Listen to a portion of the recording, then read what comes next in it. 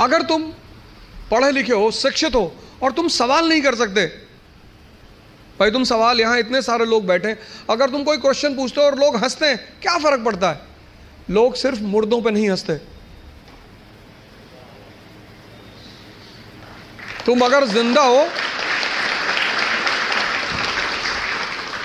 तुम जिंदा हो तो लोग तुम पर हंसेंगे। तो एजुकेशन कम से कम इतनी तो क्षमता दे कि मैं पूछूंगा हाथ उठा के। कितने लोग आते हैं कोचिंग करने, वो कोचिंग से वापस चले आते हैं, वो अपने डाउट्स पूछते ही नहीं क्लास में, टीचर से मिलने ही नहीं जाते।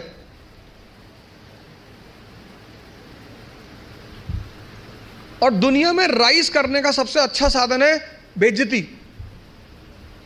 जो तुम मोटिवेशन ढूंढते हो ना, वो इसीलिए ढूंढते हो क्योंकि तुम्हारी बेइज्जती नहीं होती। जिसकी बेइज्जती होने लगेगी ना, उसके अंदर आग लग जाएगी कि तुमको दिखाएंगे। अब तुम उसी चीज से डरते हो। भाई तुम क्लास में टीचर पढ़ा रहा है, तुमने कोई सवाल किया, टीचर ने डांट के बैठा दिया, बदतमीज कहेंगे, बच्चों जैसे सवाल करो, भगा देंगे क्लास। पूरी क्लास हंसने लगी। कितनी आग लगी अंदर कि मास्टर आईएएस बनेंगे, बंद कराएंगे तुमको, कुछ भी हो जाए। तभी तो पढ़ोगे, आग है ही नहीं अंदर। ऊपर से मोबाइल, यूट्यूब, फेसबुक, ट्विटर, समाज का वो तबका जिसके हाथ में मीन्स ऑफ प्रोडक्शन होता है, वो समाज में रूलिंग क्लास भी होता है। तो मजदूर तबका क्या हुआ?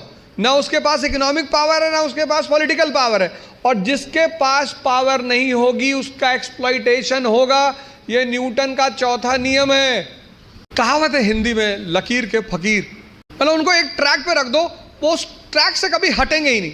उतना ही करेंगे जितना बताया जाएगा, उतना ही बोलेंगे जितना कहा जाएगा। अमेरिका का एक विद्वान था थॉमस जेफरसन। उसने कहा किसी भी संविधान को सिर्फ 19 साल चलना चाहिए, क्योंकि 19 साल बाद बहुत सी चीजें बदल चुकी होंगी। तो जब चीजें बदल जाएंगी तो फिर संविधान लिखा जाएगा बदली हुई परिस्थिति के हिसाब से। Economic independence gives social independence, यही तो फॉर्मूला है। आर्थिक स्वतंत्रता व्यक्ति को सामाजिक स्वतंत्रता देती है। जीवन मतलब युद्ध। ये लास्ट बात, या तो आप हंस हंस के लड़ोगे या रो रो के लड़ोगे। तुम जब भी ऊपर उठोगे तो ये ग्रेविटी तुम्हें नीचे खींचेगी ना। ऐसा समाज की ग्रेविटी है। हम जब आईएएस की तैयारी करने गए तो हमारे गांव में हर आदमी, मतलब एक साहब तो हंसना शुरू किया उन्होंने, और हंसते हंसते गिर गए वो। उन्होंने हमसे पूछा दिल्ली क्यों जा रहे हो? अब मेरा दिमाग खराब था, मैंने कह दिया मैं आईएएस की तैयारी। बोले आईएएस?